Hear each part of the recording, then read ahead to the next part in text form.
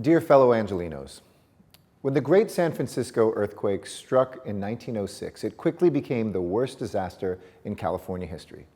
Overnight, more than 200,000 people became homeless. Now, the most recent statewide data shows that California has nearly 130,000 homeless residents, making our current homelessness crisis the second worst disaster we've ever seen in the Golden State. And 1 week ago, we received the sobering news that Los Angeles' homelessness crisis is getting worse. There are now more than 36,000 homeless Angelenos in our city, a 16% increase over last year. While the work that we've done together kept the growth of LA's homeless population to about half the average seen in cities across California, we still must do better. And we must treat this problem like the humanitarian emergency that it is. And that starts with me. As your mayor, I take full responsibility for our response to the crisis. And like everyone who has seen families in tents or spoken to a homeless veteran in need, I am both heartbroken and impatient. While we have housed more homeless Angelenos than ever before in our city's history, it's not enough.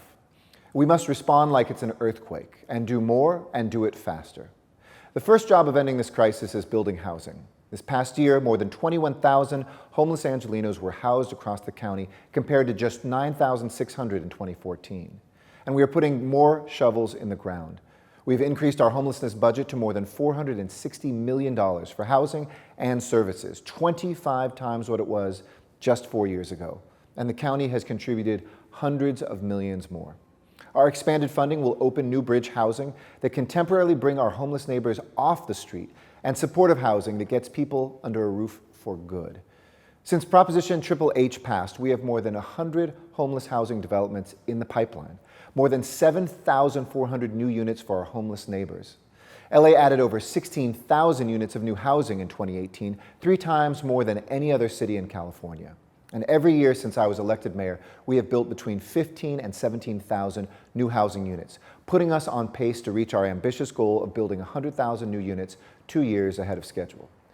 In December 2017, the City Council adopted my proposal to charge a linkage fee to developers of new commercial and residential projects, raising $1 billion for 17,000 affordable housing units over the next decade. And with Measure JJJ, we created new incentives to build more affordable and denser housing along our growing transit system. In the last 20 months, 16,400 units have been proposed under the Transit-Oriented Communities Program, 20% of which are reserved for low-income or extremely low-income residents without a subsidy. But that's not enough, because Angelenos are becoming homeless even faster than we can provide housing for them. Unlike the 1994 Northridge earthquake, this disaster didn't suddenly wake us up out of our beds. Rather, it's the product of decades of failures, and bad decisions aren't just made, bad decisions accumulate. Decades of disinvestment and poor urban planning have conspired to limit our supply of affordable housing, reduce mental health services, lower the quality of education, gut our middle class, and allow addiction to take hold in too many lives. Homelessness has been a problem for decades and is perhaps the most complex and difficult civic challenge we've faced in a generation.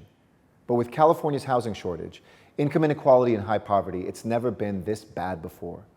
So it's time for a seismic shift in how we confront this crisis. So in the years and months and the days ahead, we'll be bold and keep accelerating our work. We'll add more showers, bathrooms, storage units, and sanitation teams citywide. We'll cut red tape further that delays new housing. In fact, this week we're adding a team in my office to expedite building approvals for housing funded by Proposition HHH. And we won't shy away from tough but necessary decisions to add new housing in our neighborhoods. And we'll strengthen the safety net that keeps people from becoming homeless in the first place, including starting a new legal assistance fund to help renters fight eviction.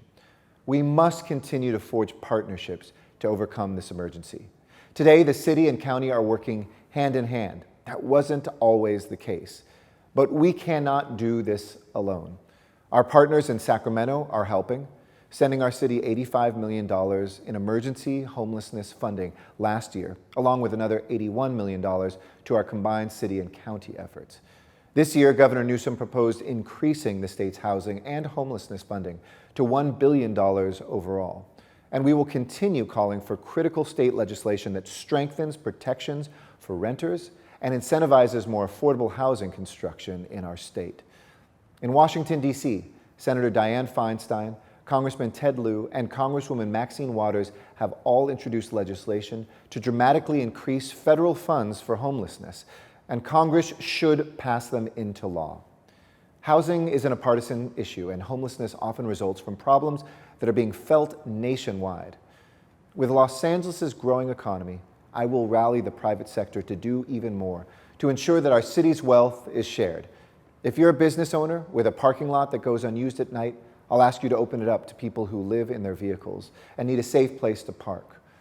If you're an executive for one of LA's many successful startup companies, I'll ask you to see if you can hire homeless Angelenos and contribute to our cause.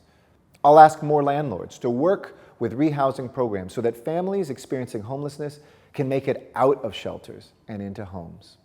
And I'll ask everyone to welcome more affordable housing into our neighborhoods and learn more about how to help at LAMayor.LA/help homeless Angelenos. Our ability as Angelenos to turn adversity into progress is what makes this the City of Angels. After the Northridge earthquake, we rebuilt the 10 freeway 74 days ahead of schedule. After Watts and Rodney King, we reformed public safety. And after the Great Recession, we went back to the basics and made City Hall and our economy work again. You see, we don't run from a challenge, we rise to it. And I know that we will do so once again. Thank you.